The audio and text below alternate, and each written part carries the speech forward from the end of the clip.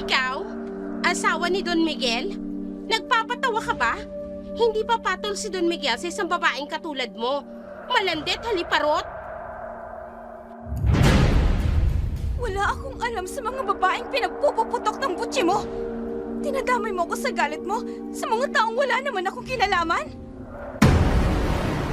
Ang bango mo. Napakabango mo. Kahit nakakulong ka rito sa basement, kaya ka nagugustuhan ng matandang si Don Miguel.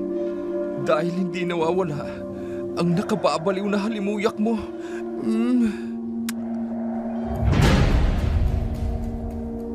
Namumukhaan kita. Ikaw ang naging dahilan ng pagpapalayas kay Rosa. Ibig sabihin nito, kasabat mo si Beatriz. Mga walang hiya kayo. Matapos kitang tanggapin at bigyan ng trabaho sa pamamahay ko, sasaktan niyo lang ang asawa ko. Wala kang utang na loob, Beatriz de Luna! Kung ang pang-aalipusta ang isusukli sa kabutihan, ano ang dapat mong ibalik? Katahimikan o paghihiganti? Mapatatawad mo ba ang taong pinagkatiwalaan mo? Kung siya mismo ang nanakita sa pinakamahalagang tao sa buhay mo. Magandang araw po sa inyong lahat. Atin pong pakinggan ang kwentong padala ng isa sa ating mga masugid na tagapakinig.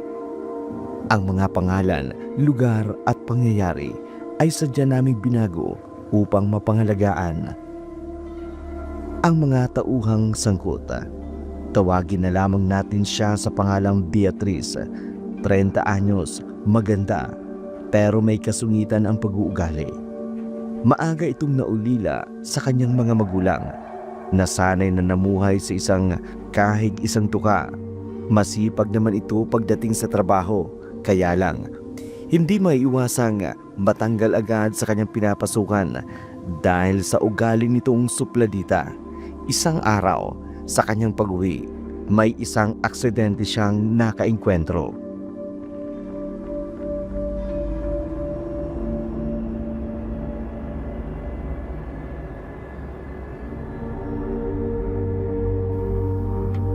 Ginabi na ako sa bangko. Hindi ko man lang napansin ang oras. Makauwi na nga.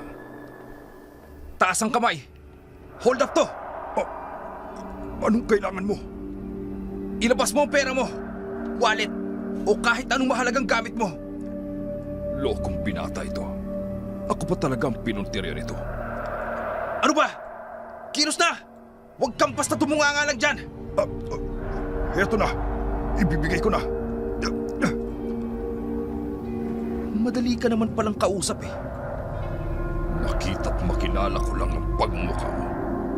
Tutugisin kita. Oh, anong ginagawa mo? Yuko, walang lilingon! Mananagot ka sa akin. Ayaw mong makinig ha? Itong bagay sa'yo! Walang hiya ka. Diyan ka na! Tagiliran ko! Krinipuhan ako ng loko! Tulong! Tulungan niyo ako! Ano nangyayari doon? May madandang lalaking sugatan. Diyos ko, si Manong. Tuguan siya. Sino may gawa niyan? Teka, Tulong! Manong! Sino may gawa niyan sa inyo? Sandali lang po ha. Susubukan kitang buhatin. Ano ba naman to? Kahit mataba ako, hindi ko pa rin pala siya kayang buhatin. Hahanap na lang ako ng taong makakatulong sa akin. Kung hindi man tatawag ako ng ambulansya. Diyos ko, namumutla ka na. Baka kung matuluyan ka, Manong! Walang humpay na pagsigaw ang ginawa ni Beatriz para lang makahingi ng tulong sa paligid. May isang lalaking lumapit sa kanila gamit ang sariling damit. Idiniin ang sugat ni Don Miguel. Sa ganung paraan, kahit papano, napigilan ang tuloy-tuloy na pag-agos ng dugo mula sa kanyang tagiliran. Isang babae naman ang lumapit. Sinabing paparating na ang ambulansya.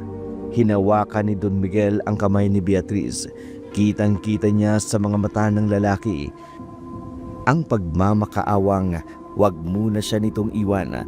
Ganun ang kanyang ginawa mula sa pagsakay sa ambulansya hanggang makarating sa ospital. Hindi siya hinayaang makapasok sa emergency room. Tanging ang mga nurses at doktor lamang ang tumuloy. Matyagang naghintay si Beatriz sa magiging kalagayan ng matanda. Hindi na niya matiis na basta na lamang iwan doon. Ilang oras din ang nakalipas bago nakita ni Beatriz ang paglabas ng doktor mula sa operating room. Siya na siguro yung doktor na tumingin sa matanda. Papalapit na siya sa akin.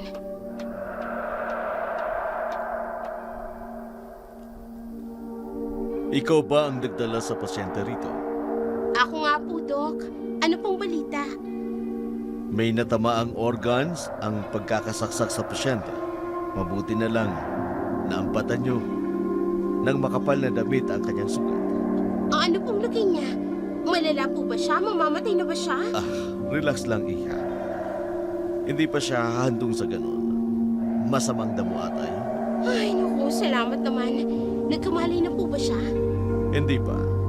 Natahi ko na ang mga sugat niya, kaya kailangan lang niyang magpahinga para makabawi ng sapat na lakas. Ay, makakahinga na ako ng maluwag. Pwede na akong umuwi? Teka nga, miss.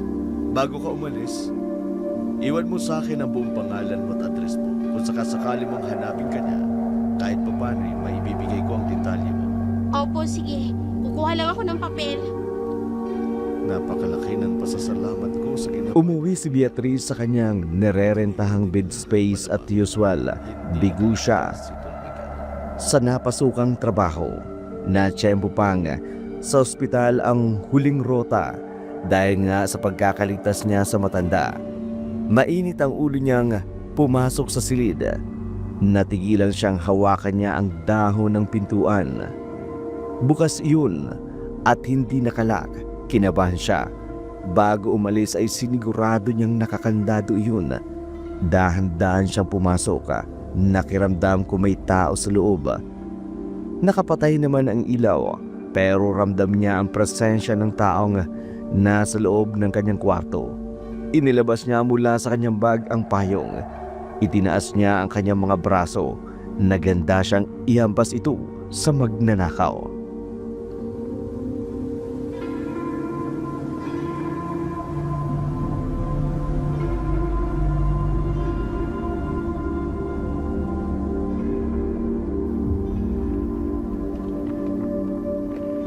Kung sino ka mang Timondres ka na pumasok sa kwarto ko, pagbukas ko ng ilaw, mananagot ka talaga sa aking hayop ka.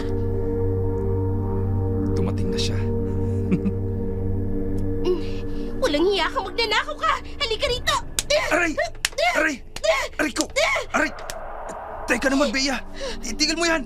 Nasasaktan ako! Tama na! Django? Oo! Ako nga to! Aray ko naman, Bea! Ang sakit ng pagkakahampas mo sa akin, ha? Eh, ikaw naman kasi. Bakit nandito ka sa loob ng inuupahan ko? Paano ka nakapasok nang wala namang susi? Hanggang ngayon, hindi mo pa rin ako kilala. Kung gaano ko kagaling sa pagbubukas ng kandado at ng pintuan. Loko ka? Aatakihin ako sa nervyos sa ginagawa mo. Sa uli-uli, mapapatay talaga kita. Subukan mo. Mawawalan ka ng matinik na boyfriend na may bonus pang kagwapuhan. Kagaguhan ka mo. Ito naman hindi man lang ako suportahan. Oh, bakit ka naririto? Oh, eto. Binilhan kita ng pasalubong. Yung mga paborito mo. Totoo ba ito? Mga paborito kong pagkain? At mamahaling bag na pinapangarap kong makuha? Saan ka kumuha ng pera? Ikaw wala ka bang bilib sa akin? Gago ka talaga eh. Ang ganda nito. Sa kalokohan mo, nabilhan mo ako nito. Oh, may tumatawag. Uy, sino yan? May ibang tao ka na pinagbibigyan ng numero mo at tinawagan ka pa talaga. Huwag ka nga maingay riyan. Baka isa yan sa mga inaplayan kong trabaho. Kaya manahimik ka. Sana nga katrabaho yan. Hello, is this Beatriz de Luna? Yes po, speaking. Kapag nalaman kong ibang manliligaw mo yan, yari ka sa akin. Ano ba? Sabi naman nahimik ka eh. Ako ito si doktor na binigyan mo ng kontak mo. Pinasasabi sa akin na matandang tinulungan mo na kung may oras ka, bumalik ka rito sa ospital. May magandang balita ako na sasabihin sa'yo. Yes po. Sige po. Babalik po ako bukas na bukas rin. Salamat po. Bye! Oh, ano daw yun? Ang sabi niya, manahimik ka na dyan at pakakasalan niya na ako. Ano? Biro lang? Eto naman, may magandang balita daw siya sa akin. Kaya kailangan kong bumalik agad, bukas na bukas rin. Ang lagay niyan, bihira na kitang makakasama. Nakakainis. Kang OA, kung maganda ang lagay ko ron, pati ikaw, ipapasok ko. Masayang nalaman ni Beatriz ang napakagandang balita. Isasama raw siya ni Don Miguel sa kanyang mansyon at gagawin siyang bagong katiwala roon. Hinintay lang nilang magpagaling ito ng ilang linggo sa ospital at sa mansyon ito ipagpapatuloy ang pamamahinga. Naipakita ni Beatriz kay Don Miguel ang kakayahan niyang maging assistant nito sa ilang linggong pananatili nila sa ospital, maging ang kaibigang doktor nito. Ang nakapagsabing maaasahan siya ni Don Miguel. Makalipas ang isang buwan, itinakda na ang pag-uwi ni Don Miguel sa mansyon kasama si Beatriz. Bilang bagong katiwala niya, malayo pa'y kita na sa mga mata ng dalaga ang pagkamangha nito sa mansyon na pagmamay-ari ng Don.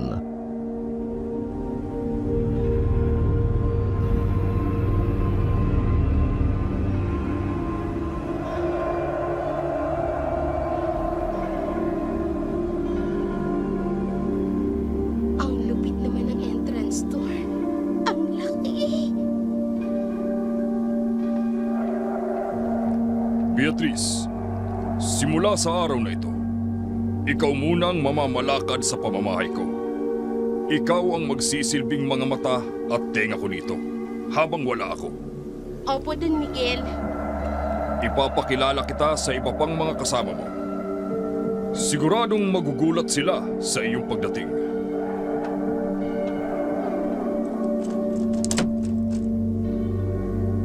Masayang pagbabalik, Don Miguel. Magandang araw po sa inyo, Don Miguel. Magandang araw din sa inyo, Rosa at Tonyo. Ay, sino naman iring mukhang lumbalumbang dumating? Eh, huwag mo sabihin, bagong babae yan ni Sir. Manahimik ka nga dyan. Baka kung marinig ka. Kapag nagkataon, dual purpose ay may kawan na, may ulan pa, at may kumot pa. Alam kong nagtataka kayo kung sino ang kasama ko. Siya si Beatriz, ang babaeng nagligtas sa buhay ko nung mga panahong nawala ako rito. At ngayon, siya na ang tinatalaga kong bagong katiwala ko dito sa mansyon. Ang dalawang kasamahan mo rito, si Rosa, ang katulong, at si Tonyo, ang katiwala kong hardinero. Ikinagagal ako kayong makilala. You can call me Bea for short. Ganon rin kami sa'yo. Ay, nice to meet you, Bea. May mga kasama pala ako rito. Nakakainis naman. Rosa, bilang katulong ko dito sa bahay, Opo. susunod ka sa lahat ng ipagagawa sa iyo ni Beatriz. Si Tonyo, ganon pa rin naman ang gagawin mo. Kung sakaling magkaproblema dito, ikaw ang bahalang magpanatiling tahimik sa mansyon ko. Ikaw ang magdidesisyon para sa akin. Opo, masusunod po, Don Miguel. Sige na, Rosa. Isama mo na si Beatriz sa magiging kwarto niya. Tonyo, kayo na ang bahala rito. Opo, Don Miguel. Tara na, Bea. Ihahatid kita sa kwarto mo. Excuse me. Hindi Bea. Bea. Pakiayos mo naman ang pagtawag mo sa akin, ha? Ay, pasensya na kay Bisaya ko, Day. Bagay naman sa'yo kasi parang malaking biyas ang hita ng katawan mo pa. Biya ba? Ba't loko tong babaeng to ah? Unang araw ko pa lang rito. Iniimpyerna na ako. Ay, naku. Biro lang yun, Biya. Ay, Biya. Biya. O, okay na ba? Ay, naku.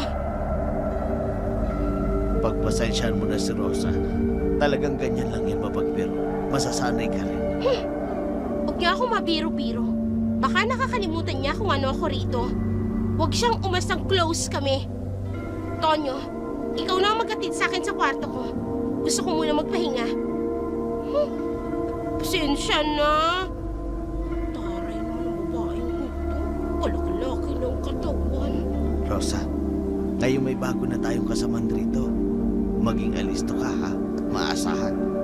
Kahit katiwala pa ito ni Don Miguel. Mag-iingat ka. Hindi natin siya kilala. Oo naman, Mang Tonyo. Ano ba, Mang Tonyo? Sabi ko, ihatid mo ako sa kwarto ko. Huwag mo akong titigan ng ganyan dyan. Oo, andyan na. Sige na, Rosa. Asikasuin mo lang muna ang kusina. Ako nang bala kay Beatriz. Nakakainis. May mga kasama akong mga asungot. Dismayado si Beatriz sa kanyang pagdating sa mansyon. Nagkamali siya. Akala niya magbubuhay rin na siya sa pamamahay ng Don Miguel. Hindi muna siya kumilos ng araw din yun. Bukod sa napagod siya sa layo ng biyahe nila, na-stress din siya sa mga biniling trabahuhin sa kanya ni Don Miguel. Kinaumagahan na siya nagsimulang mag-ikot at tingnan ang dapat gawin sa bahay. Pagpasok pa lang sa kwarto ni Don Miguel, amoy niya na agad ang maduming sahig ng kwarto. Mainit ang ulo nitong tinawag si Rosa.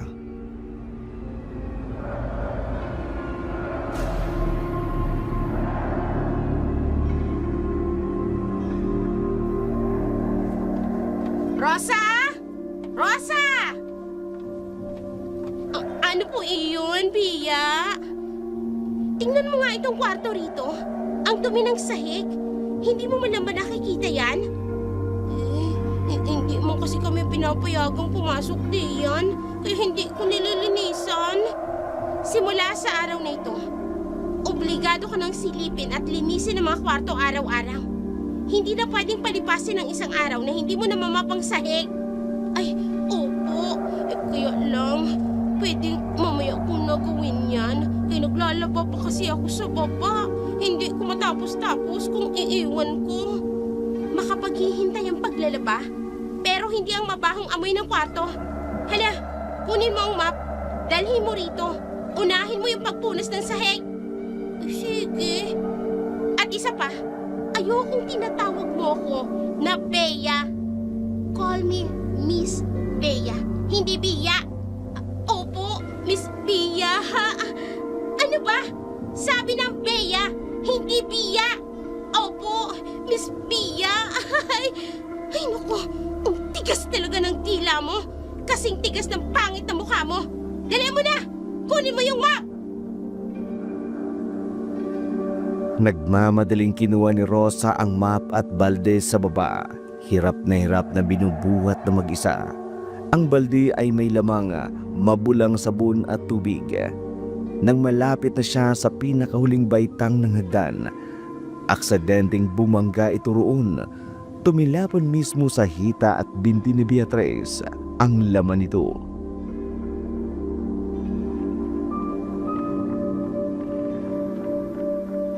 Rosa! Anong ginawa mo sa akin? Ay, naku, Miss Bea, kay sorry po. Hindi ko sinasadyang tapunan kayo. Loko kang babae ka? Ang sahig ang sabi kong linisin mo. Hindi ako. Halika rito. Ay, akoy. Ang buhok ko naman kay masakit. Kay makakalbo man ako, Miss Bea. Talagang makakalbo ka sa akin, babae ka. Sa kapabayaan mo. Ikaw ang gagawin kong map. Diyan sa sahig. Hindi mo inaayos ang trabaho mo. Miss Bea, kay maawa naman kayo sa akin. Ay, kay masakit man. Miss Bea. Anong kaguluhan ito? Bitiwan mo si Rosa. Magtunyo kay tulong, mahal. Nakakita ka ng kakampi mong babae ka? Yumakap siya sa matandang niya. Anong ginagawa mo kay Rosa? Bakit mo siya sinasaktan? Dahil bastos ang babaeng yan, binuhusan ako ng balde ng panlinis na sahig. Ay, hindi ko man sinasadya. Aksidente ang nangyari. Nagpapalusot ka pa? Ang sabihin mo, ayaw mong gawin ang ipinag-uutos ko sa'yo. Tama na. Itigil nyo na ito. Ikaw, Beatrice. Katulad mo rin katulong si Rosa rito. Hindi porket sinabi ni Don Miguel na katiwala ka rito. Uutos-utusan mo na lang si Rosa. Wala ka rin karapatang saktan siya. Ako? Katulong? Ha! Hindi yan ang pagkakasabi niya sa akin. Katiwala niya ako rito. Taga-sita, taga-tingin at taga-utos kay Rosa ng mga dapat niyang gawin para rito sa mansyon. Nakalimutan niyo na bang sinabi ni Don Miguel kagabi?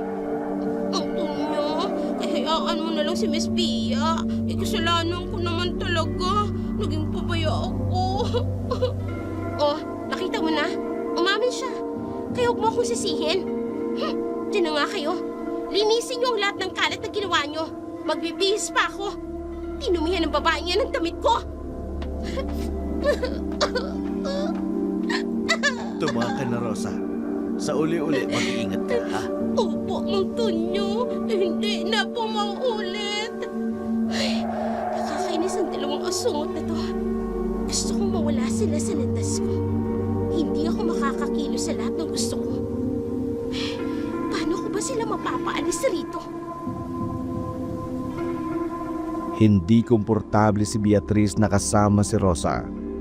Gusto niyang makagawa ng paraan para tuluyang makakilos at mapalayas ang babaeng iyon. Nang hapon na yun, nakipagkita si Beatrice kay Django sa labas ng mansyon. Isang patibong ang kanyang plinano. Kunyari, inalok niyang magberyenda si Rosa sa labas. Nakipagkilala kay Django. Agad na nakipagmabutihan ng loob.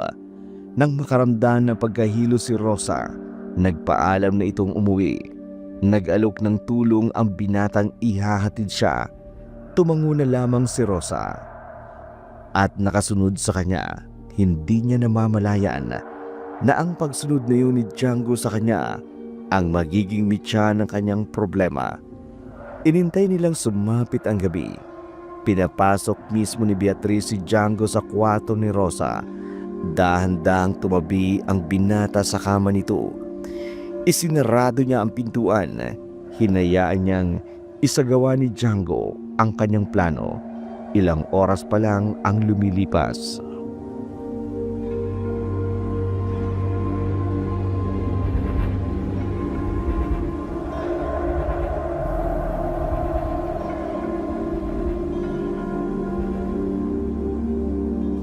Ang tagal niya namang magising.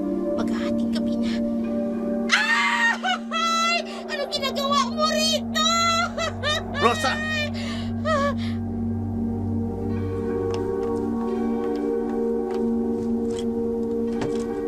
Ano ba yan, ha? Mang Tonyo! Bakit ganyan ang itsura mo? Sino yan? Hindi ko alam. Hindi ko matandaan. Basta pagkagising ko, andyan na siya sa higaan ko ba? Ano bang ingay nyo? Rinig ko kayo sa kwarto ko. Ha? Rosa? Miss Pia? Tinabihan mo agad ang lalaking yan? Magkakilala kayo? Kailan pa? Kanina, nagmerienda kami sa labas ng mansyon. Hindi ko akalaing pinapasok mo agad siya sa kwarto mo. Hindi, Miss Pia, kaya hindi totoo yan. Nauna ka sa aking umuwi. Inalok ka niyang ihahatid ka. Tumango ka naman. Tapos ganito na, kasama mo na siya sa kama. Hindi ko maalala. Basta ang alam ko lang kay pumasok ako rito, hindi ko man siya kasama. Eh paano makakapasok yan sa kwarto mo nang hindi mo alam? Rosa, anong kalokohan itong ginawa mo? Bakit ang ingay naman? Natutulog yung tao eh. Hoy, lalaki, bumangon ka dyan. Nasaan ba ako? Hi, babe. Masarap ba ang tulog mo kagabi? Anong bib kang sinasabi ni mo? Hindi man kita jowa, oy! Paano kung nakapasok rito? Nakalimutan mo na ba? Inalalayan kita kanina. Para kang lasing.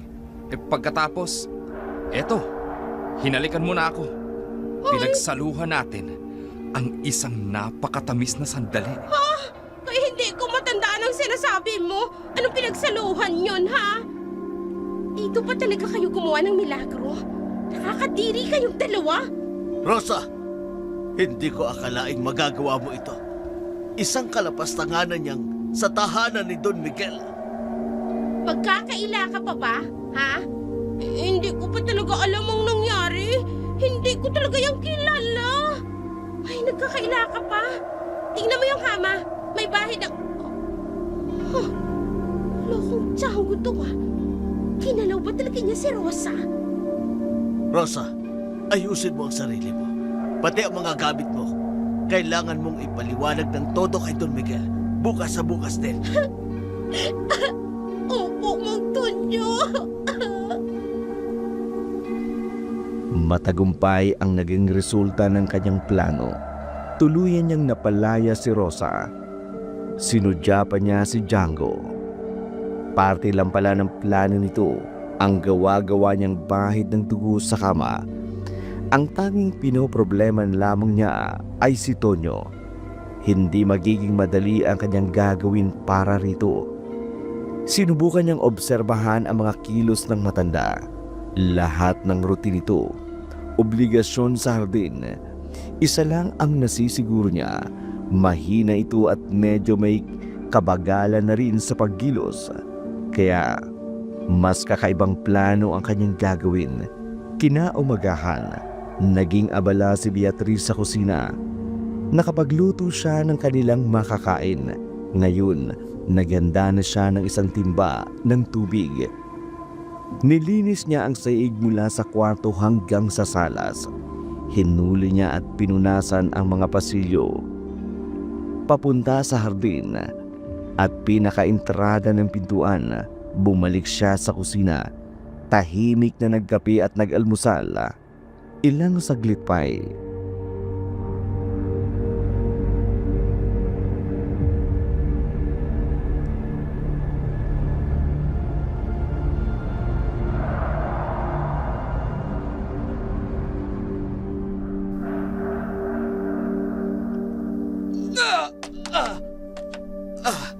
Aray ko, ang likuran ko. Mang Tonyo? Hala, anong nangyari sa inyo? Tulungan mo ko, Bea. Hindi ako makatayo. Sige, dahan-dahan lang po. Bakit ba kayo napahiga riyan? Nadulas ako eh. Diyos kong bintito eh. Lalampa-lampa. Tatawag ako ng ambulansya. Nahihirapan po akong akayin kayo eh. Mabigat na nga ako. Nahihirapan pa akong akayin ka. Sandali. Sige. Tumawag ka na. Hindi ko talaga kayang kumilos. Sige, hintiin mo ako rito, ah.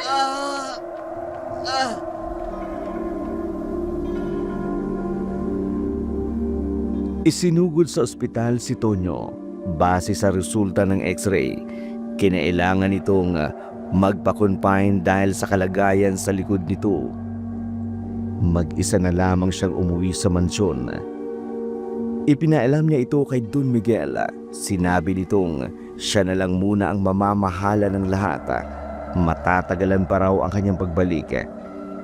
Sinabi naman ito kung may makukuha siyang ibang kasama, pwede niya itong papasukin. Ang sinabing iyon ni Don Miguel ang pinakagusto niyang marinig. Mula sa araw na yun, pinapasok niya si Django. Hindi niya nabanggit kay Don Miguel kung lalaki o babae ang ipapasok niya. Siya mismo ang nagdesisyon. Wala silang gagawin ng araw na yun, kaya maghapon na lang nilang inubos ang oras sa panunood ng telebisyon sa salas. Ilang oras pa ang nakalipas, binulabog sila ng tunog ng doorbell mula sa tarangkahan ng mansyon.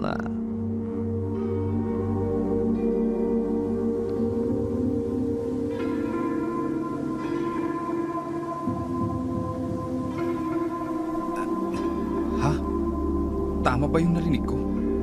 May nag-doorbell. May bisita ba tayong inaasahan? Ha? Bisita? Wala pang nababanggit sa akin si Don Miguel. Meron nga. Hindi mo ba narinig?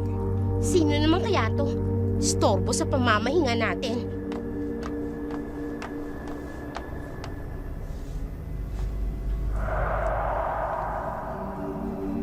Magandang gabi. Magandang gabi rin.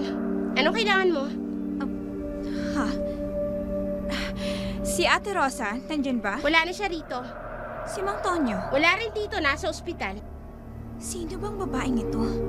Hindi man lang ba ako papapasukin sa sarili kong pamamahay? Wala si Rosa, wala rin si Mang Tonyo. Kung wala ka ng ibang pakay, makakaalis ka na. Mukhang hindi ako kilala ng babaeng ito. Malamang, isang baguhang katulong. Kailangan ko makapasok. Pagod na ako. Gusto ko na makapagpahinga sa kwarto ko. Anong problema nito? Hindi niyo ba narinig ang sinabi ko? Miss, kako wala si Rosa at si Tonyo. Kung wala ka ng iba kailangan, makakaalis ka na. Si Don Miguel, nandyan ba? Wala rin siya. Nasa business trip. Baka pwedeng papasukin mo na lang ako. Pagod ako mula sa malayong biyahe. Pinapapak na ako ng lamok dito sa Ay, labas. sino ka ba? Ni walang nababanggit sa akin si Don Miguel na may darating na bisita. Kaya hindi kita pwedeng basta papasukin rito sa aming mansyon. Anong sabi mo?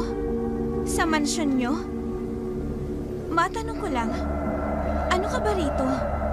Kung makaangkin ka ng pamamahay na ito, parang pagmamay-ari mo. Ikaw ang dapat na tinatanong ng ganyan. Ikaw itong nangungulit na pumasok rito. Gusto mo bang tumawag ako ng security ng villang ito? Sige, gawin mo. Nang magkaalaman tayo kung sino sa atin dito ang mas may karapatan sa pamamahay na to. Ang tapang ng apog mo ah! Bea, my loves, ang tagal mo naman dyan sa gate. Bakit hindi ka pa bumabalik? Etong babaeng to eh. Nangungulit na pumasok. Isa na namang estranghera. Excuse me, hindi ako kung sino lang na estranghera rito. Baka ikaw siguro. May security nag-iikot. Baka makilala ako.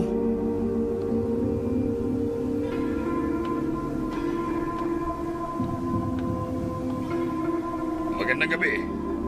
May problema ka ba dyan, Ma'am Hilda? Wala naman, Chief. Kausap ko lang ang mga tauhan ko. Ganun ba, ma'am? Sige po. Nag-iikot lang kami para rumonda. Sige, ingat po kayo. Kilala siya ng gwardya. Papasukin mo na siya. Dali! Pumasok ka na sa loob. Magkakaproblema pa kami sa ginagawa mo.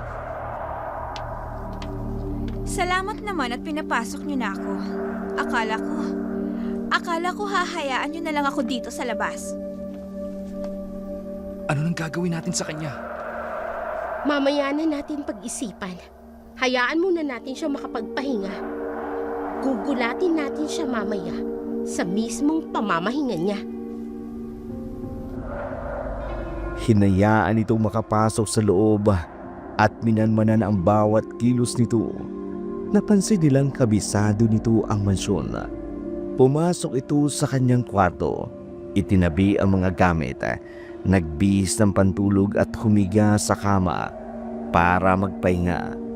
Mag-aalauna na ng madaling araw. Nasa kalagitnaan ito ng kanyang pagkakatulog. Pumasok ang magkasintahang Django at Beatrice sa kwarto.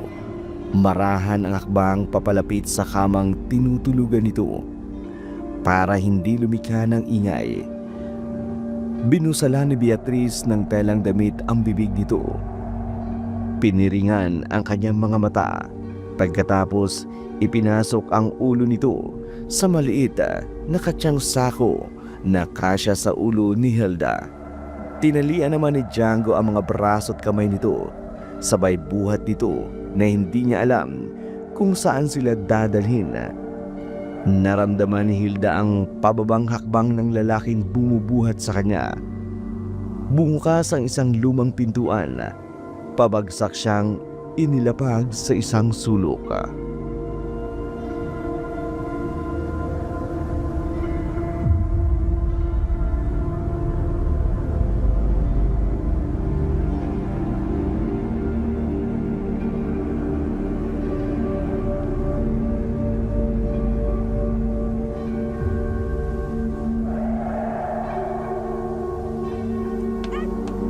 Diyan ka na babagay.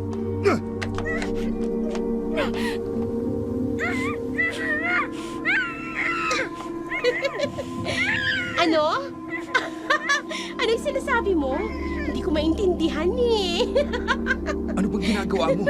Inaasar mo yung babae. Natutuwa lang kasi ako sa kanya.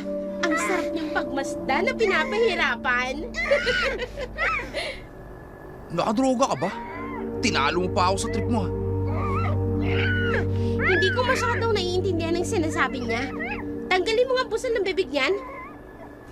Matapos mo busalan kanina, tatanggalin mo? Wala namang makakarinig sa boses niya rito sa basement. Kaya ayos lang yan. Oh. Ayan na. Tinanggal ko na. Ano bang kailangan niyo sa akin? Nananahimik na akong namamahinga sa kwarto ko. Bakit niyo ako dinala dito sa basement? Dahil hindi ka nararapat sa pamamahay na to. Ang kapal ng mukha mong pumasok sa kwarto sa itaas. Sino ka ba para humiga roon? Sa kamang palagi ang kong nililinis. Kung sasabihin ko ba sa inyo kung sino ko, mananahimik ka na. Hahayaan niyo na ba akong mamahinga sa kwarto ko, ha? Kung mapapaniwala mo kami, sige. Pero kung hindi, pasensyahan tayo. Ako si Hilda, ang legal na asawa ni Don Miguel San Martin. Asawa? Napakabata niya pa para maging asawa ni Don Miguel. Sayang naman ang ganda niya. Malalaspag lang ang matanda. Ikaw? Asawa ni Don Miguel? Nagpapatawa ka ba? Hindi pa patol si Don Miguel sa isang babaeng katulad mo. Bakit hindi niyo ako paniwalaan? Tingnan niyo ang kabahayan. Hindi niyo ba nakikita ang wedding pictures namin? Wedding pictures?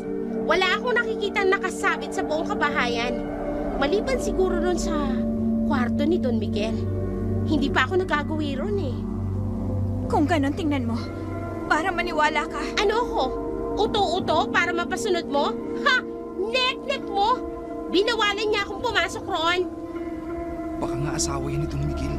Mayayari tayo yan. Walang nababanggit sa akin na matanda na may asawa siya. Kaya paano ako maniniwala? Pinapayagan kitang pumasok doon. May susi akong hawak. Che! Manahimik ka! Sabihin na nating asawa ka niya. Pero imposibleng ikaw yun. Ano pa ba ang gusto mong gawin ko para maniwala ka? Wala! Kahit ano pang sabihin mo, hindi ako maniniwala sa lahat ng sasabihin mo. Manigas ka dyan! Tara na, Django! Hoy! Saan kayo pupunta? Pakawalan niyo muna ako rito! Hindi niyo ako pwedeng iwan dito! Mananagot kayo sa akin! Huwag niyo gawin sa akin ito!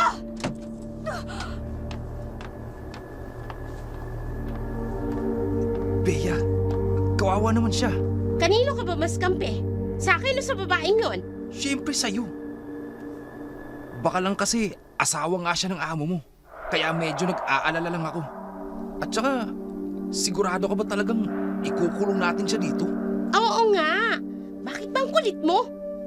Alam ko na ang karakas ng mga ganyang mukha. Ang mga ganyang klase ng babae na hindi dapat kaawaan. Mga homewrecker! Nagbabalat kayo sa magaganda nilang mukha ng paninira ng pamilya. Yung mga babaeng malalandi, ang dapat sa kanila, pinapahirapan. Halos na maus na si Hilda sa pagmamakaawang ito sa loob ng basement. Pagod, init, gutom, at pagkangalay ng kanyang mga braso at binti na matagal nang nakatali ang kanyang nararamdaman.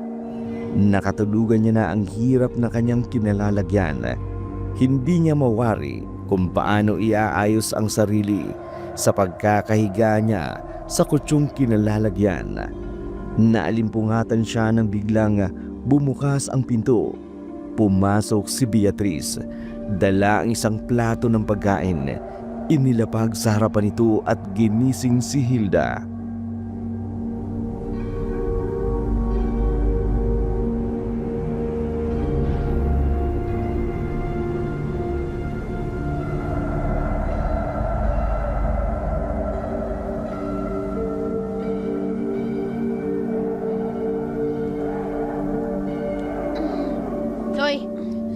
Gumising ka dyan. Bakit? Anong bakit? Heto, may dala akong pagkain. Kumain ka. Pagkain? Dinalhan mo pa ako niyan? Samantalang pinapahirapan mo naman ako. Ikaw ha, nakakairita ka na. Dinalhan ka na nga ng pagkain na ang dami mo pang reklamo. Ano ba talagang binabalak mo sa akin? Bakit mo ako tinatrato ng ganito? Dahil inis ako sa mga babaeng katulad mo. Ayoko sa mga babaeng ginagamit ang ganda ng katawan para lang mang-akit ng mga lalaking may ibang pananagutan. Mas malandi ka pa sa mga babaeng nakilala kong haliparot. Wala akong alam sa mga babaeng pinagpuputok ng butsi mo. Tinadamay mo ako sa galit mo sa mga taong wala naman akong Ano ba kinalaman. ang pakialam mo? Sa naiirita ako sa pagmumukha mo. Wala akong pakialam kahit wala kang kinalaman roon. Ang pinupunto ko rito, ayoko sa mga babaeng haliparot, malante at mga kabet. Mga babaeng katulad mo. Peh! Napakabastos mo, ha? Tinuraan mo pa ako. Halika dito. Ano ba? Bitawan mo ako! Nakakadiri ka! Kung meron mang mas nakakadiri, ikaw yon. Ang kapal na mukha mong maghari-harian dito sa pamamahay ko. Isa ka lang namang hampas lupang tinulungan ng asawa ko. Ako ang paslupa! Halika dito, babae ka! Ipapakita ko sa'yo kung sino ang paslupa sa ating dalawa! Bitawan mo ako! Huwag kang madaya! Gawin mong patas ang pakikipag-away mo sa akin! Pakawalan mo ako sa pagkakatali ko! Kakalbuhin talaga kita! Walang yan! Babae! Ano pang bitawan mo, sabi ako? Hoy! Anong ginagawa mo sa kanya? Itigil mo na yan, Beatrice! Tinawag niya ako hampas lupa! Kaya kakalbuhin ko talagang babaeng yan! Tama na yan! Bumalik na tayo sa taas! Huwag mo na siyang patulan! Wala siyang kalaban-laban sa iyo! Nakatali pa nga siya! Sinasabunutan mo pa! Mananagot ka talaga sa akin! Hintayin niyo lang na makawala ko rito! Yan, kung makakawala ka pa rito, hihintayin ko talaga yung sinasabi mo. Tingnan mo, pati pagkain dala ko para sa'yo, tinapon mo. Mas gusto kong mamatay sa gutom kesa kumain ng pagkaing handa niyo! Ay, tara na nga, Django. Sinisira ng babaeng yan ang beauty ko. Hay, manigas ka riyan sa gutom. Ano ka ba? Ang init-init ng ulo mo sa kanya. Hindi mo naman siya kilala. Basta ayoko sa kanya. Ayoko nakikita ang pagmumukha niya. Iniwan na magkasintahan si Hilda. Wala naman itong magawa kundi manahimik sa sulok ng basement na yun. Kung ipagpipilitan niyang lumabag, lalo lamang siyang masasaktan. Nakatali pa man din ang kanyang mga braso at binti. Dalangan ng halay, pagod at gutom. Nakatulugan niya ito pagkalipas ng ilang oras. Samantala, sa ospital kung saan nakakonfine si Tonyo, nakakwentuhan niya ang kaibigang doktor ni Don Miguel.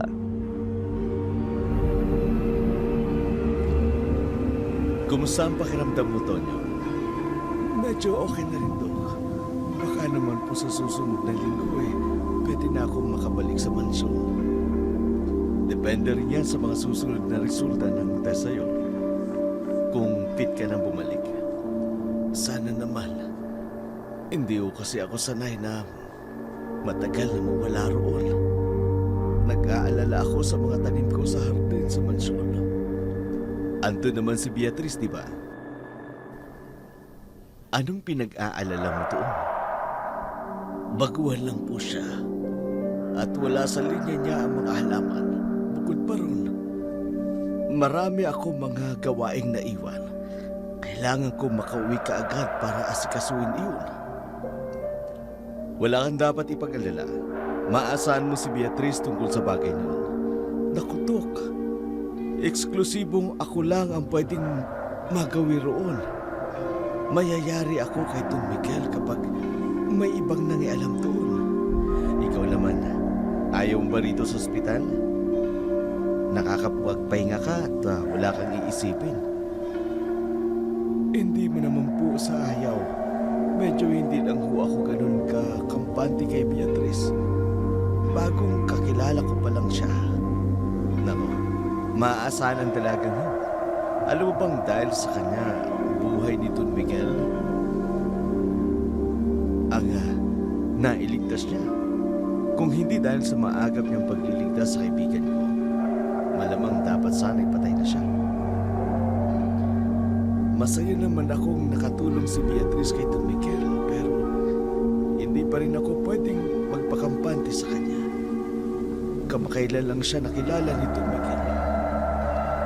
Kung sa bagay may punto ka, pero nakita ko noong mga panahong nandito pa siya sa ospital. Inalagaan niya si Don Miguel. Nakita ko siya. Ang diskarte at abilidad niya. Sana nga lang, yung nakita kong yun ay hindi niya gamitin sa negatibong paraan. Baka dahil dun, bigla ring mawala ng tiwala sa kanya si Don Miguel. Baka hindi niya magustuhan ang susunod na mangyayari. Saglit na napaisip si Tonyo sa sinabing iyon ng doktora. Bigla tuloy siyang nanghinala. Kung may kinalaman si Beatrice sa lahat ng mga nangyayari kay Don Miguel, isang coincidence o sadyang plinano para magtagpo ang kanilang mga landas, lalo na't naalala niya ang mga nangyaring pagtatanggal kay Rosa sa mansyon. Pinaasikaso niya na sa ospital ang agaran niyang paglabas. Bigla siyang kinabahan sa mga bagay na narinig habang wala siya sa pamamahay ni Don Miguel. Sa mansyon, saglit na nagpaalam si Beatrice na aalis para mamalengke. Kaya naiwan sa sala si Django at nanunood ng TV. Nakakainip naman. Hanggang kailan ba kami dito? Kung bakit ba kasi pinagtsatsagaan ni Beatrice ng mga tulong? Dapat nga ninakawan na lang namin to eh. Tapos, sibat na. At nawalan pa ng kuryente. Mas lalong boring. Ano bang pwede kong gawin? Ayun.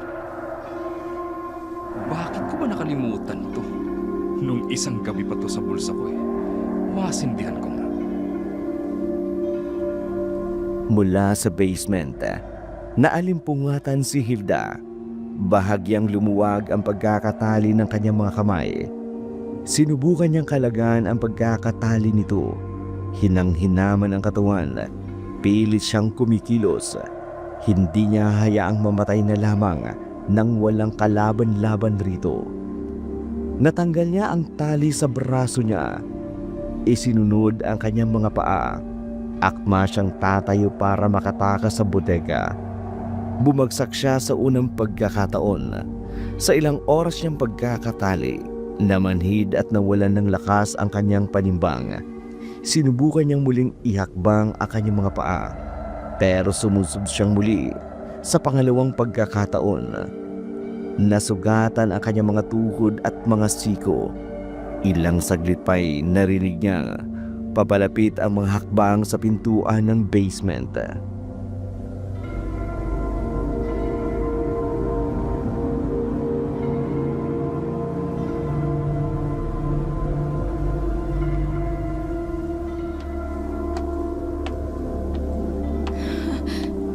May paparating.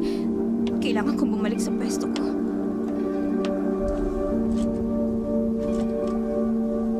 Heaven! Nasa heaven ako! Diyos ko, kung baliw ang babaeng kasintahan niya, mas baliw yata ang lalaking to na pumasok ngayon dito sa basement.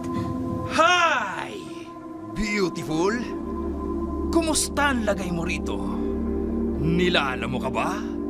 Naiinitan ka ba, ha? Ano bang kailangan mo sa akin? Huwag mo akong hawakan! Alam mo ba? Unang kita ko pa lang sa'yo. Nagandahan na ako sa mukha at katawan mo. Hindi nawawala sa isipan kong nakababaliw mong ganda. Pakiramdam ko, binabangungot ako sa tuwing ipipikit ko ang aking mga mata. Ano ba? Ano ba? Sabi na huwag mo akong hawakan. Huwag mong hawakan ang mga binti ko. Delikado ako sa lalaking ito.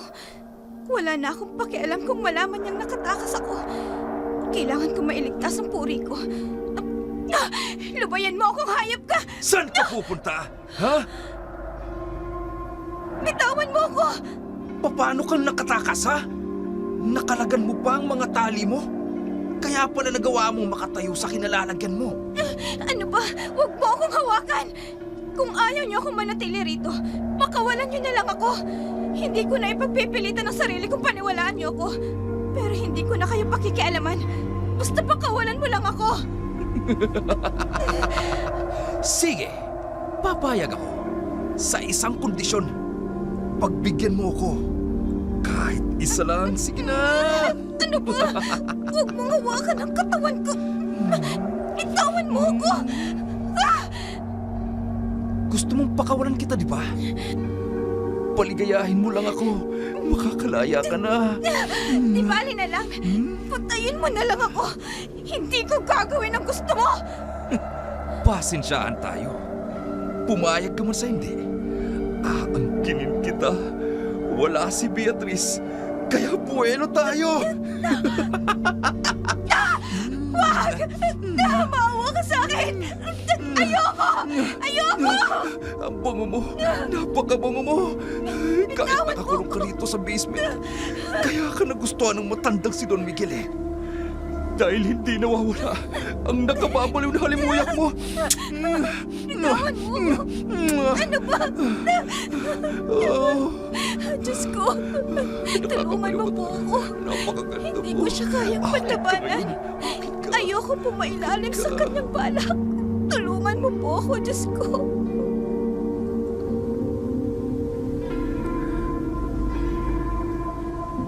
Dumating si Beatrice galing sa kanyang pamamalengke. Tinawag niya si Django para matulungan siyang bitbitin. Papasok ang mga pinamili niya. Napukaw ang atensyon sa katahimikan ng mansyon. Iniwan kasi niyang nanonood ng TV ang pinata.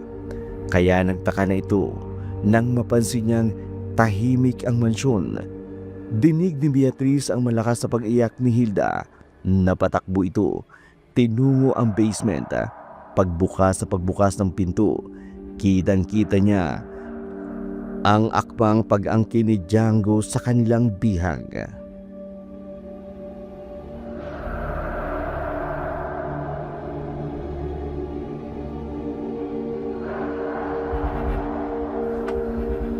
Magiging akin ka ngayon.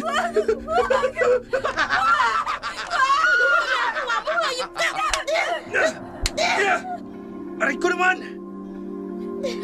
Diyos ko, salamat po sa pagliligtas niyo sa akin. Ano to, Django? Bakit nakapatong ka sa kanya? Patawad, Beatrice. Nakalimot lang ako. Nadala sa tukso. Gusto ko nang makaalis dito. Mga baliw ang mga taong nandirito. Timontres ka? Nakahit-hit ka na naman? Konti lang naman. Naboring ako eh. Naboard ka? At ang babaeng to pa lang na pagtripan mo. Ano ba ako sa'yo, ha? Ni hindi mo man lang ba ako inisip o naalala bago mo kinalantari ang babaeng yan? Mahal, sorry naman. Hindi ko napigilan ang sarili ko eh. Letse ka! Tagal mo kasi. At ikaw naman na babae ka. Gustong-gusto mo naman ang ginagawa sa'yo. Nilalandi mo na nga ang kawawang matandang si Don Miguel. Pati ba naman jowa ko? Inahas mo pa? Kaya nga ba ayaw ko sa'yong hayop ka eh? Walanti kang babae ka. Isa kang kabit. Ano ba? Kung ayaw mo sa akin, pakawalan niyo na lang ako. Aalis ako sa mansyon ito. Ayoko na magtagal pa sa nakakatiring basement na to. Ano ba? Tama na yan, Bea. Bumalik na lang tayo sa taas. Kumain na lang tayo ng mga pinamili mong pagkain. Pabayaan na natin siya. Tigilan mo ako, Django, ha? Huwag mo akong malambing-lambing. Hindi pa ako tapos sa yung Timotres ka. Kung hindi lang talaga ako nangihina ng gusto, kanina pa dapat ako nakatakas sa lugar na to. Ay, Diyos ko. Bigyan niyo pa po ako ng lakas. Ayoko mamatay dito nang walang kalaban-laban. Mas pinili ni Hilda na ipahinga ang pagod niyang katawan.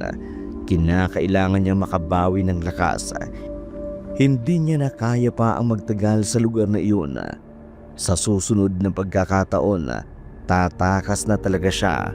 Wala na magandang idinudulot ang pananatili niya roon. Lumipas pa ang ilang oras. Nagising si Hilda. Pinakiramdaman ang sarili kung nakakaya niya bang makakilos. Tumayo siya at dahan-dahang humakbang papalapit ng pinto. Tiningnan ang kandado.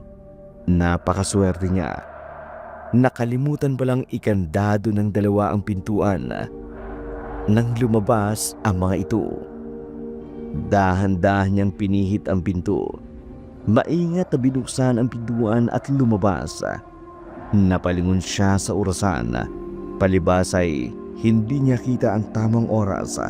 Kaya nagulat siya nang makitang 10:00 na pala ng gabi. Kung susumahin, 3 gabi na pala siyang nakakulong sa sarili niyang pamamahay. Dahan-dahan siyang pumanhik sa kanyang kwarto. Nagmamadaling pumasok at kumuha ng bisan. Agad niyang inilak ang pinto.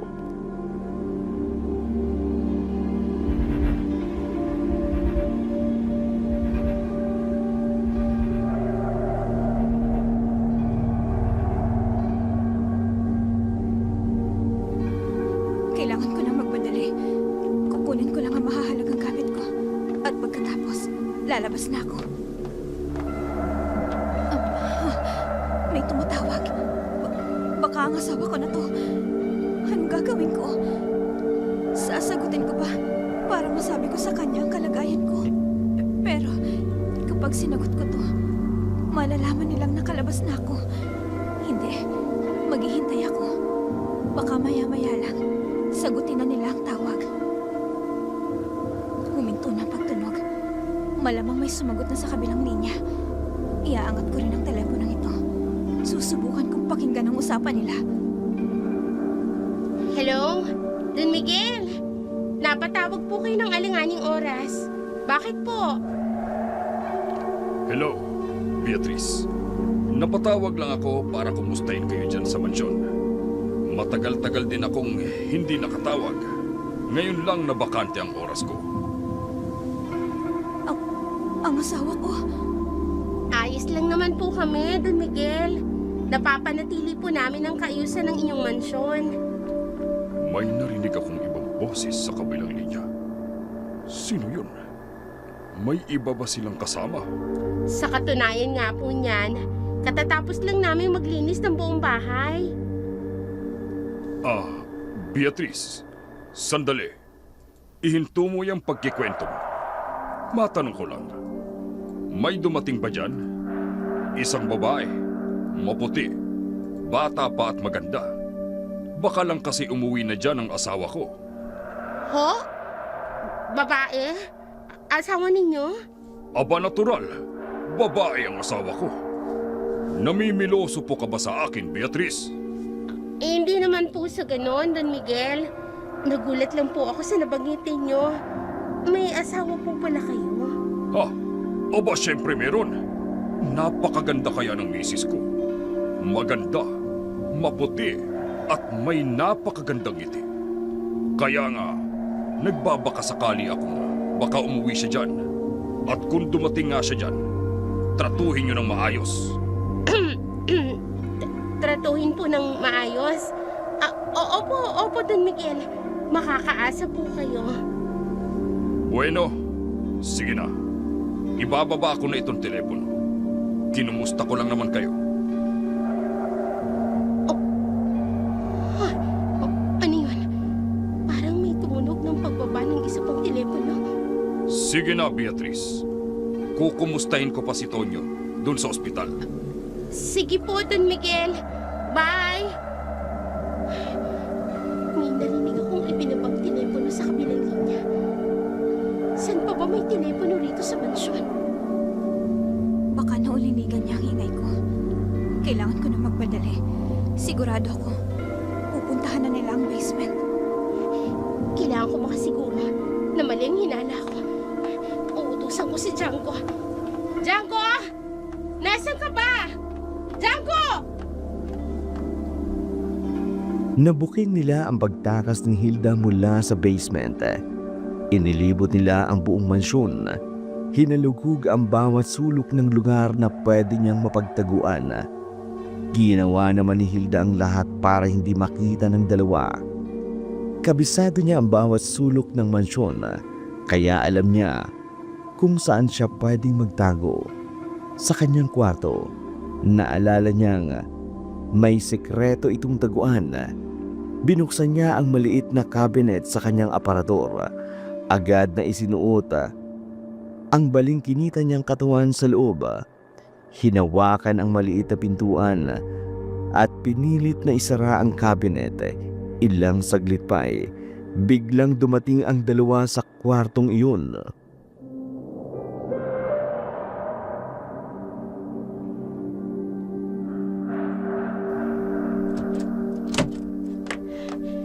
Nakakainis!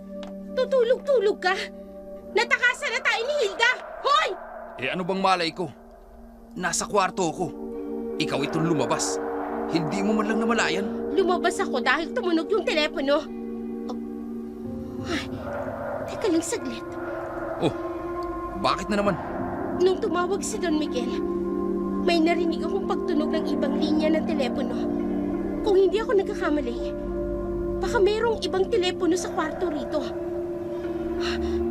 Yun, meron nga. Oh, ano naman kung meron? Ibig sabihin, nandito pa siya sa paligid. Napakinggan niya ang pag-uusap namin ni Don Miguel. Hindi pa siya nakakalayo. Natural. Sa laki ba naman ito? Makakalabas ba siya kaagad? Malamang, hindi pa talaga siya nakakalayo. Gago! Inulit mo lang ang sinabi ko. Aray ko! Ito naman oh, makabatok, wagas. Ay, ano pang hinihintay mo? Kumilos ka na. Hanapin mo yung Hilda. Bea naman oh.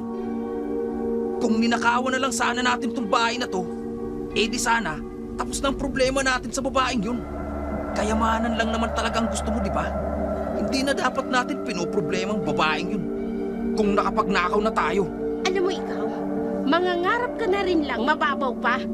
Hindi lang kayamanan ni Don Miguel ang gusto ko. Gusto kong magkaroon ng karapatan sa lahat ng pagmamay-ari niya. Kaya nga ayoko sa babaeng yun. Dahil sa kanya, mapupurnada lahat ng plano ko. Hindi sapat sa akin na pagkatiwalaan lang ako na matanda. Gusto ko, mapaikot siya sa kamay ko. Ibang level talagang diskarte mo, no? Django, kung hihina-hina yung utak mo, di sapat na sa'yo yung pagnakawan lang ang mansyon na to. Pwes, ibahin mo ko. Hindi panandali ang benepisyo ang hinahangad ko. Gusto ko yung pangmatagalan. Kung kinakailangang linlangin ko yung matanda, gagawin ko. Mapasakin lang ang lahat na meron siya. At ang babaeng yun, dapat mapaslang natin siya bago pa bumalik si Don Miguel. Palalabasin nating nagloko siya sa asawa niya. Ang lupit mo talagang magplano, no? Paano mo naman gagawin yun? Basta, ako ang bahala. Basta kapag nagawa ko yun, mayaman na ako. Sama mo ko dyan, my loves. Baka suluin mo lang. Gusto mo makiamot sa makukuha ko? O ano pang hinihintay mo? Kumilos ka na! Hanapin mo yung Hilda! Kung ayaw mong sa'yo kaibaling ang galit ko sa babaeng yon! Yes, my loves. Dito ako magsisimula sa mga kwartong ito. Mabuti pa nga. Di naman ako sa labas. Ang talino talaga ng syota ako. Ngayon, saan ko naman hahanapin yung labanos na yun? Diyos ko, mga oportunista mga taong ito. Hindi lang nila gustong nakawan ng asawa ko. Gusto pa rin nilang kamkami lahat ng meron kami. Hindi ako papayag. Kahit ikamatay ko, wala akong pakialam. Basta't gagawin kang lahat para may pagtanggol ang asawa ko. Awang-awa si Hilda sa kanyang sarili. Hindi niya maunawaan kung bakit niya nararanasan ang ganun. Umuwi siya sa kanilang mansyon para lang magpahinga at makibalita sa kalagayan ng kanyang asawa. Tumawag ang kaibigan nilang doktora. Na-ospital raw ang kanyang asawa at pinauwi ito sa kanilang mansyon. Labis siyang nag-alala kaya hindi niya magawang tawagan ito bago siya umuwi. Balak niya talagang sorpresahin pero siya ang nasurpresa. Hindi niya inaasahan ang isang babaeng hindi niya kilala na naghahari-harian sa kanilang bahay. Ngalay na ang buo niyang katawan, hindi niya kayang tiisin ang matagal na pagtatago. Pinakiramdaman niya ang paligid.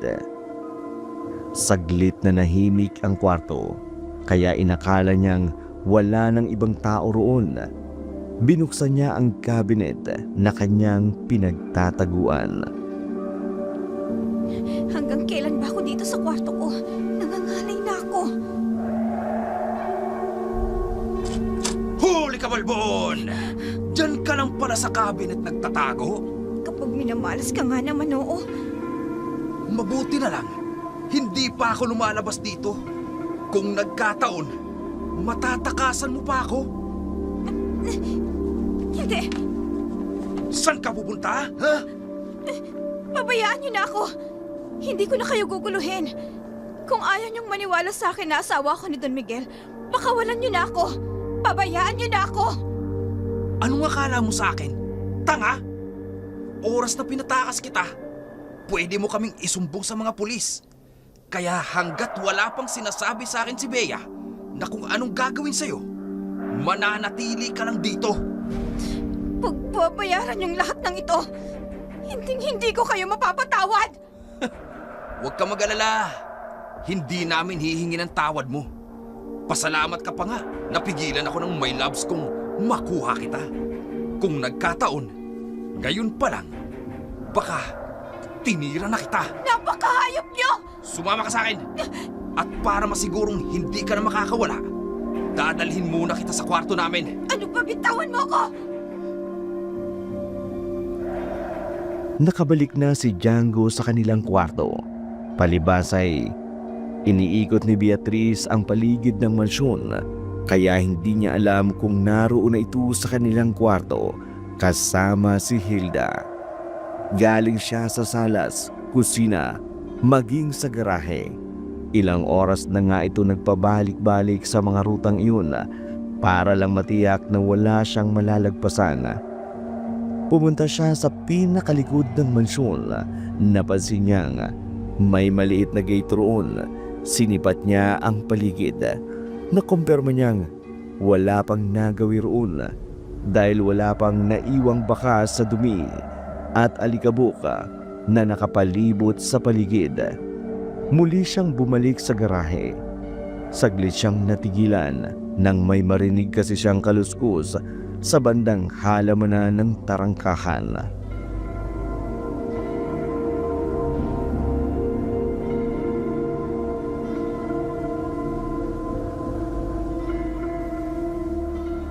Nag-ingay ang gate. Baka nakalabas na si Hilda. Bakit ganun? Kung may taong lumabas, may marka ng kamay ang seradora ng gate. Nilagyan ko ito ng palatandaan eh. Nakakainis. Naglalaro kami ng babaeng yon. Ha, pati ba naman ang ilaw?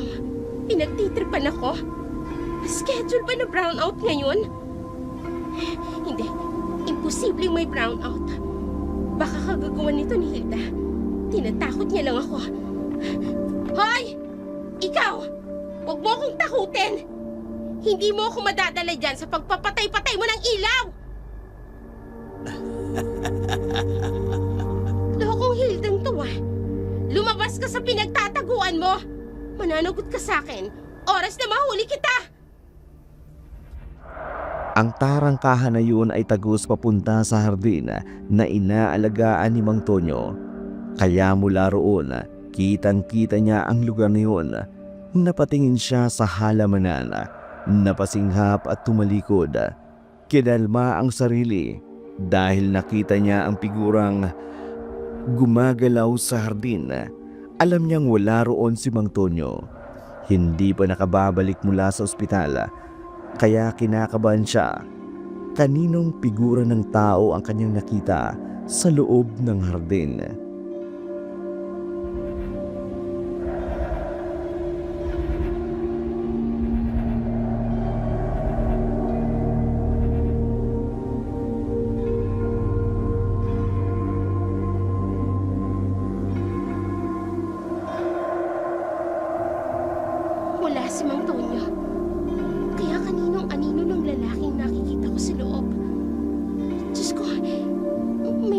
sa pamamahay na to. Sa ilang linggo ko nang naririto. Ngayon lang ako nakakita ng figurang yan.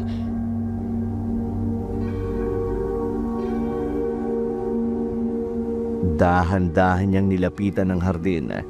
Gusto niyang masiguradong anino lang ang bagay na yun at hindi tao. Kasabay ng pag-ihip ng malamig na hangin, bumulong sa hardin ng mga katagang. Anong ginagawa mo rito ng alanganing oras? Kinuyong ni Beatriz ang kanyang kamao. Nagpanggap na matapang. Ipinagpatuloy ang paglapit sa hardin. Natigilan siya dahil ang aninong kanyang nakita'y biglang naglaho. Nagpalinga-linga siya sa kanyang paligid. Hinanap niya kung saan ito napunta. Nagkulat na lamang siya nang biglang dumapo sa kanyang kanang balikat ang isang kamay.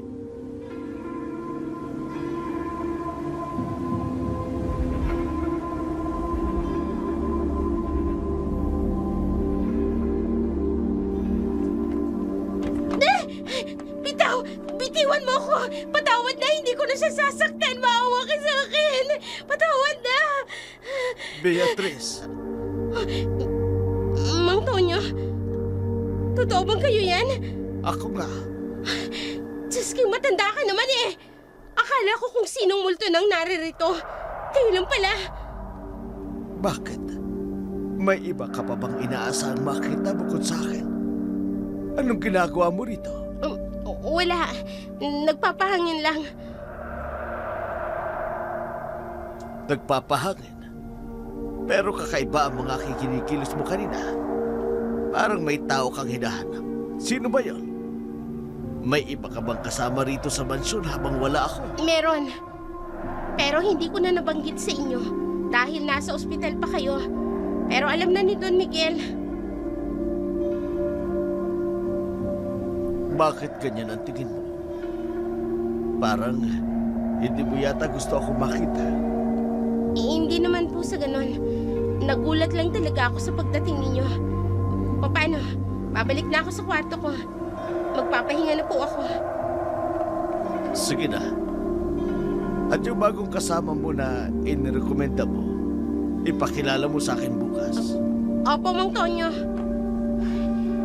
Naloko na. Kapag nakita niya si Django, yari kami nito. Napalunok si Beatriz sa kanilang sitwasyon. Alam niyang magkakaproblema sila ni Django. Oras na makita siya nito, hindi dapat magkapanagbo ang dalawa. Mabubuko ang pakikipagsabwatan niya rito para mapalaya si Rosa. Nawala ang kaba nito nang makitang nasa loob pala ito ng kanilang kwarto. Pabulong na binalaan niya si Django. Agad na tinalian ng mas mahigpit si Hilda. Itinago sa sulok ng kanilang kwarto. Limitado ang kanilang paggalaw. Kilala ni Mang Tonyo si Django, kaya hindi na muna niya ito pinalabas ng kwarto hanggat hindi niya ito tinatawag. Dito na nagtaka si Mang Tonyo. Bigla kasing naging tahimik at ilang si Beatriz sa kanya.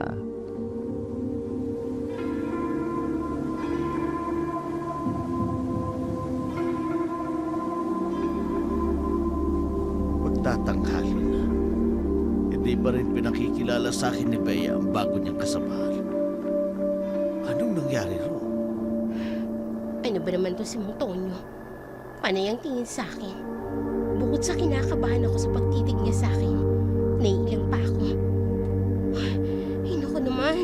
Papalapit na siya sa akin. Bea, anong balita? Nasaan na yung sinasabi mong kasamahan mo na ipakikilala mo sa akin? Mang Tonyo, umuwi muna siya sa kanila. Emergency daw po kasi. Umuwi nang hindi ko malang nakikita. Saan yun dumaan? Maaga pa naman akong nagising kanina. Kagabi. Kagabi pa po umalis. At kagabi ko pa rin nahahalata ang kakaiba mong kilos. Magsabi ka nga sa akin ng totoo. Nasaan ang kasama mo? Umalis na ba talaga siya o itinatago mo? Umalis na po, Mang Tonyo. Bakit ganyan kayo makapagtanong sa akin? Pinagdududahan mo na lang lahat ng sinasabi ko. Kung sasabihin ko sa iyo oo, may magagawa ka ba? Beatrice de Luna, ayoko magbitiw na masamang salita sa iyo. Pero kung malalaman ko na may kalokohan kang ginagawa rito sa pamamahay ni Don Miguel, mapipilitan akong ipakulong ka.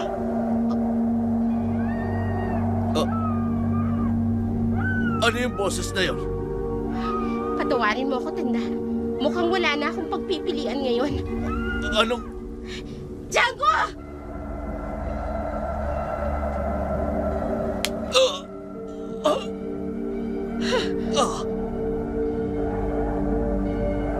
Hindi na nagawa pang itago ang tunay niyang layunin. Dalawa sa mahalagang tao kay Don Miguel ang kanilang bihag. Sinadya nilang pahirapan si Tonyo para hindi ito basta-basta makatakas sa kanila. Pinagtabi ni Django ang dalawa. Ang tanging pumapagitna sa dalawa ay ang unan na nakalagay sa tabi ni Hilda. Dala ng panghihina, nakatulog muli si Hilda sa kanyang kinalalagyan. Naalimpungatan si Tonyo. Ramdam ang pananakit ng buo niyang katawan. Lumingon siya sa kanyang kanan. Nagulat siya nang makita ang kalunos-lunos na itsura ng asawa ni Don Miguel. Tinawag niya ito, pero wala siyang tugon sa narinig. Pinilit niyang lumapit. Sa pamamagitan ng pag-usog niya ng bahagya sa pakanan, sinubukan niyang yugyugin ang katawan nito. Dito niya nakuha ang atensyon ni Hilda.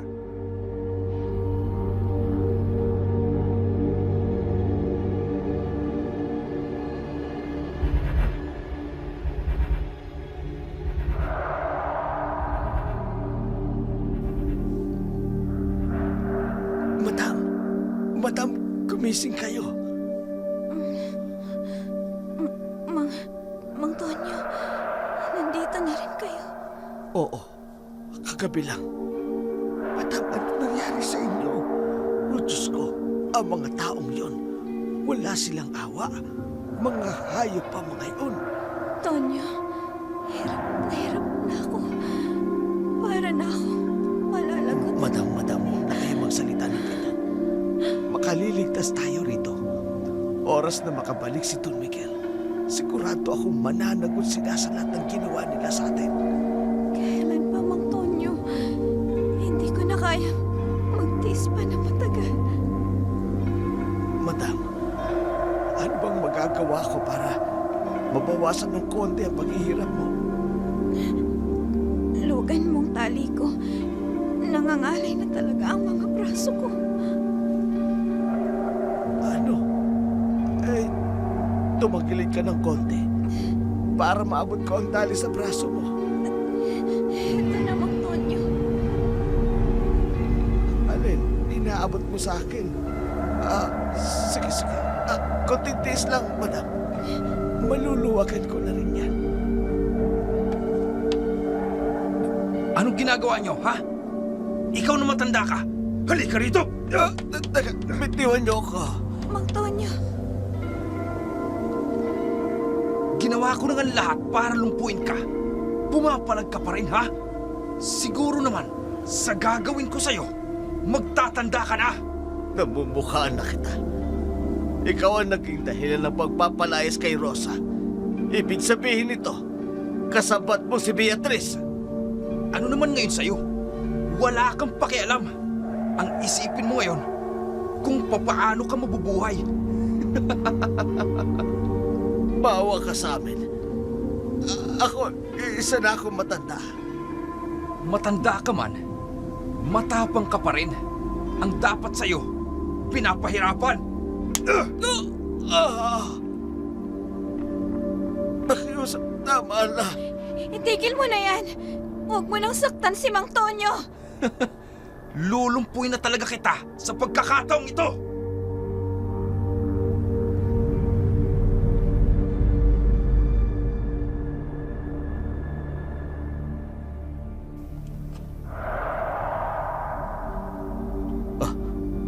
sasakyan ni Don Miguel ang tumigil kanina.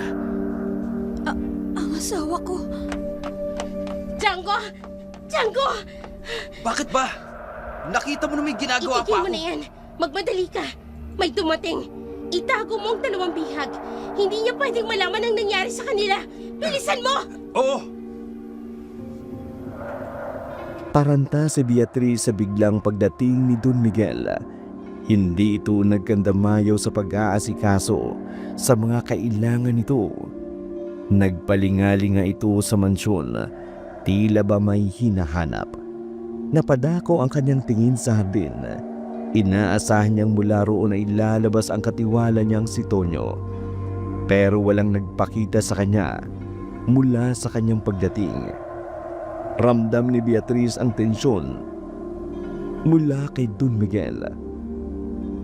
Kaya para mapawi ang init nito, inalok niya muna ng maiinom na kape ang matanda.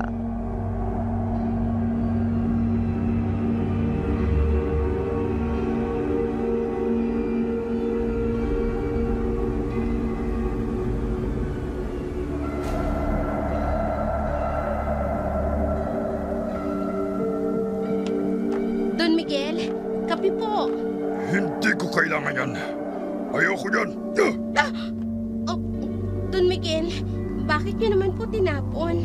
Dahil gusto ko. Ikaw, Beatriz. Ha? Magtapat ka sa akin. Nasaan si Toyo? Ho? Si Tonyo? Kuwan po eh. Nasa ospital po. Ginagawa mo ba akong tanga? Don Miguel, Nalaman ko mula sa kaibigan kong doktor na umuwi na siya rito. Isa siya sa mga inaasahan kong sasalubong sa akin. Pero wala siya. Don Miguel, nandito naman po si Django. Siya po yung sinasabi ko sa inyong kinuha kong makakasama rito. Magandang araw po, Don Miguel. Kinakabahan ako. Makilala niya kaya ako? Sana hindi. Iniba ko naman ang boses ko eh. Hindi ko gustong naaamoy ko sa lalaking ito. Masangsang at parang... Ha? Binata, lumapit ka nga sa akin. Bakit po? Ang amoy na ito. Don Miguel, ano pong ginawa mo sa kanya? Bitawan mo po si Django. Ikaw, anong ginawa mong hindi maganda sa pamamahay ko? May naaamoy ako sa iyong pamilyar na pabango. Hindi ako pwede magkamali. Bitawan mo ako, Don Miguel! Pakiusap, huwag niyo po siyang sasaktan. Wala po siyang ginagawang masama, Don Miguel.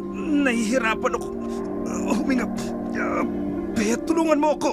Don Miguel, ako na pong nagmamakaawa sa inyo. Bitawan niyo po si Django. Naaamoy ko sa kanya ang pabango ng asawa ko. Anong ginawa mo sa kanya? Ayaw mong umamin sa akin? Magkakaalamanan tayo! Don Miguel, saan po kayo pupunta? Sandali lang po! Don Miguel! Hindi napigilan ni Beatriz si Don Miguel. Nakaladka rin ang binata. Papalapit sa kanilang kwarto. Kabadong-kabado si Beatriz. Papanong nalaman ni Don Miguel ang patungkol sa dalawa. Pagpasok sa kwarto ay nakita niya ang kawawang itsura ng kanyang may bahay. Paitsa niyang ibinagsak ang binata sa gilid ng kama. Napaaray si Django sa pagkakabagsak nito sa sahig. Agad naman itong dinaluhan ni Beatriz. Patakbong nilapitan ni Don Miguel ang kanyang asawa. Niyugyug niya ito para magising. Natagalan pa bago sumagot. Nang magmulat ito ng kanyang mga mata, niyakap niya agad ito. Ilang minuto pa'y narinig niyang tumawag si Tonyo sa kabilang kwarto. Pinuntahan niya ito. Lalo itong nanggagalaiti sa galit. Nakita niya ang katawan nitong puno ng pasa at sugat. Bago pa sila balikan ni Don Miguel, nagmamadaling pinatayo ni Beatriz ang kasintahang si Django. Django, tumayo ka na! Bilisan mo ang pagkilos! Bea naman, ang sakit ng katawan ko. Sa tingin mo, magagawa ko kaagad makakilos na mabilis? Gusto mo pa bang mabuhay? Pwes kumilos ka na! Huwag ka na maraming reklamo! Bilis na! Ito na nga bang sinasabi ko eh. Sa kagustuhan mong makuha mo lahat ng gusto mo, buhay natin ang nasa peligro. Binuhat ni Don Miguel si Hilda papunta sa kanilang kwarto. Bago niya inutusang sundan ni Tonyo ang magkasintahan, inabutan niya ito sa isang lugar. Tinungga ang laman, ilang saglit pa nagbigay ito ng sapat na lakas para magawa ang ipinag-uutos sa kanya ni Don Miguel. Nasundan ang magkasintahang may malaking atraso sa kanila. Sinamantala ng Don Miguel, inunang asikasuhin ang pinakamamahal niyang asawa. Hindi niya matanggap ang kalunos-lunos nitong kalagayan. Baka sa mukha nito ang hirap at gutom at sakit na pagpapahirap sa kanya ng dalawa. Sa pagkakataong iyon, sisingilin niya na ang dalawang taong gumawa nito sa kanyang asawa. Nang masiguradong maayos na ang kalagayan ni Hilda, iniwan niya ng matamis na halik ito sa noo. Maluha-luha pa nga ito ng kanyang tinuran. Sa wakas, matatapos na ang kanyang paghihirap. Dito na siya umalis para sundan si Tonyo sa labas ng mansyon. Hingal kabayo ang magkasintahan. Kitang-kita ng dalawa ang matatalim na tingin sa kanila ni Mang Tonyo. Bea, tingnan mo si Mang Tonyo. Nakasunod sa atin na parang hindi siya hirap sa kanyang paglalakad. Hindi ba't nilam po muna yung matandang yan kanina?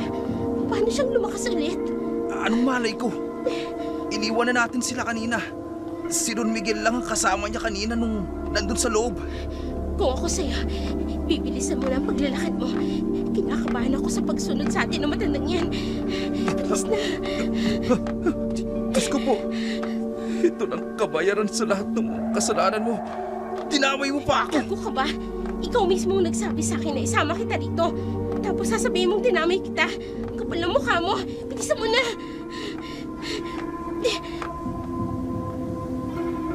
Nagagawa niyo pa talaga magtalo sa harap ko. Ha? Diyos ko, paano kang biglang lumitaw sa harapan namin? May sa demonyong pamilya nila.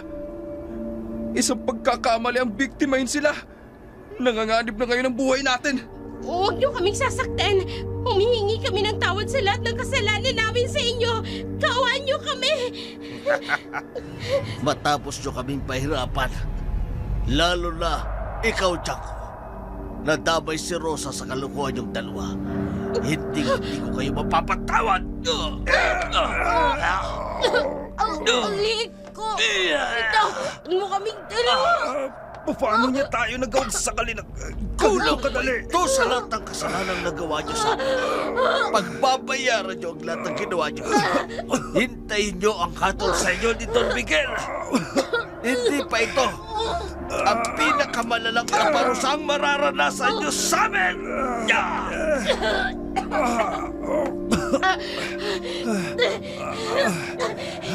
Tara na, Django. Ayoko na rito. Papatayin niyo tayo. Tara na. Kasalanan mo to. Ayaw mo kasi makinig sa akin. Halika na. Hindi kayo makatatakas. Hanggang dito lang ang magiging buhay ninyo!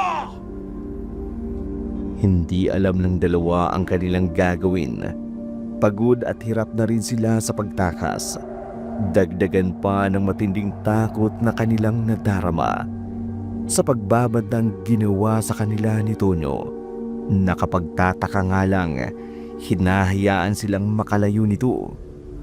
Napunta sila sa isang masukal na parte ng velyang kanilang dinaraanan. Hindi nila makita si Tonyo sa layo ng distansya nila mula roon. Inakala nilang ligtas na sila. Pero isang pagkakamali ang pagiging kampante nila.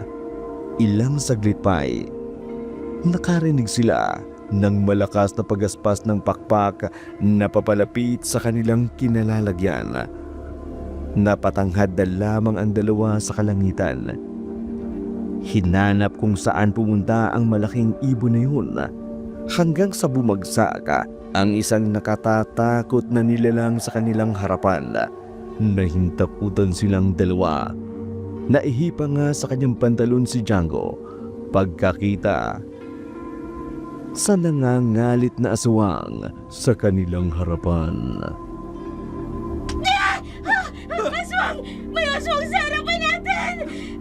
Paano nagkaroon ng ganyan dito? Ayoko maging pagkain ng isang halimaw! Django! Django!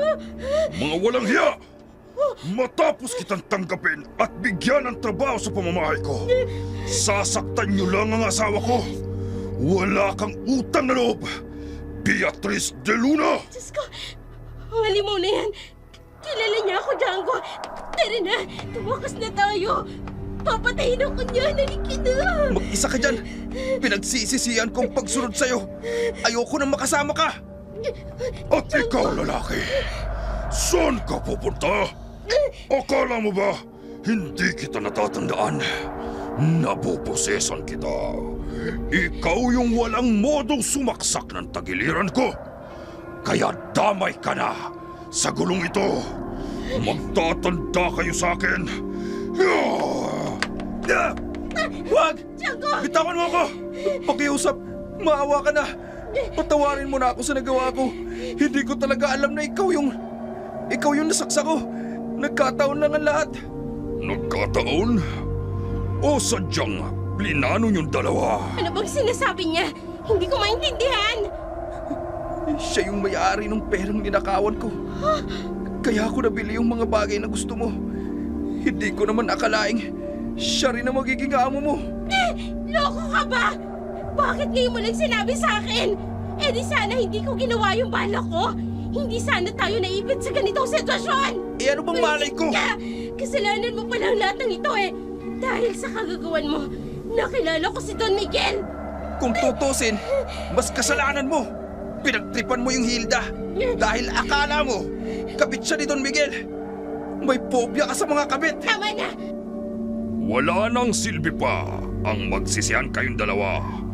Kailangan ninyong pagbayaran ang lahat ng kasalanan ninyo. Hindi ko kayo mapapatawad sa ginawa nyo kay Hilda. Doble! Ay hindi.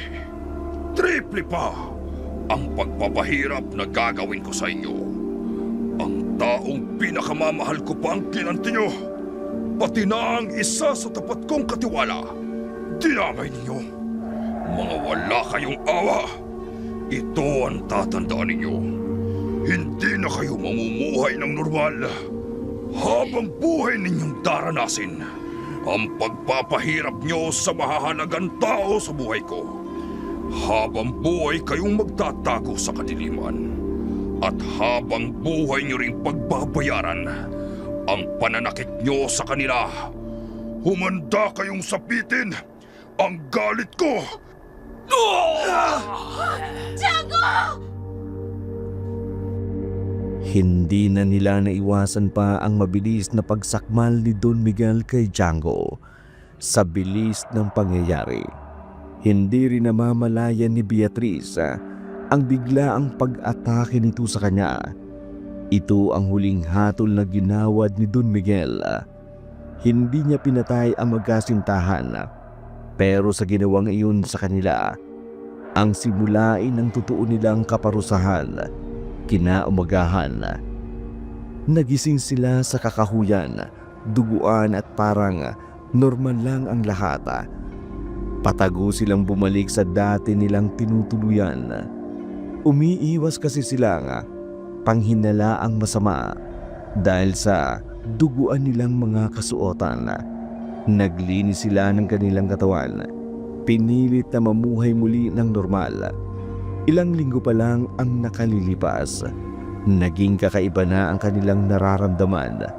Pagkagutom ng laman, pagkailang sa liwanag, at pagiging mailap sa ibang tao ang bigla nilang naramdaman. Heto na ang katuparan ng sinabi ni Don Miguel na kanilang kaparusahan.